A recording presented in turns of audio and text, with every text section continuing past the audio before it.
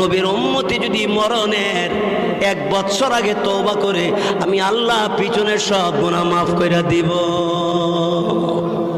জিবরাইল আসলেন, নবীকে বললেন, নবী গো কাইদেন না, আপনার উম্মতকে জাহান্নাম থেকে বাঁচানোর জন্য আপনি কাঁদতেছেন। আল্লাহ রাব্বুল আলামিন আমাকে সংবাদ দিয়ে পাঠিয়েছেন, আপনার উম্মতি যদি মরণের 1 বছর আগে তওবা করে আল্লাহ তাআলা পিছনের সমস্ত গুনাহ খাতা মাফ করে দিবে। নবীজির কাছে এই কথা বলার সাথে সাথে রাসূল ডাক দিয়ে বললেন, জিবরাইল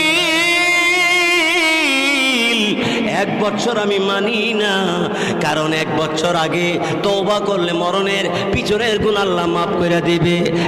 1 বছরের ভিতরে আবার যদি গুনাহ করে রে, গুনাহ লইয়া জাহান্নামে যাবে, আমার উম্মতে সইতে পারবে না। কবরে 99টা সাপ কামড়াবে, আমার উম্মতে সইতে পারবে না। আল্লাহ রাব্বুল আলামিন বলে, নবী গো আগেই বলে দিয়েছি, ওয়ালা সাউফা ইউতিকা রাব্বুকা ফাতারদা। নবী গো আপনি টেনশনে পড়বেন, আমি আল্লাহ আপনাকে সান্ত্বনা দিব।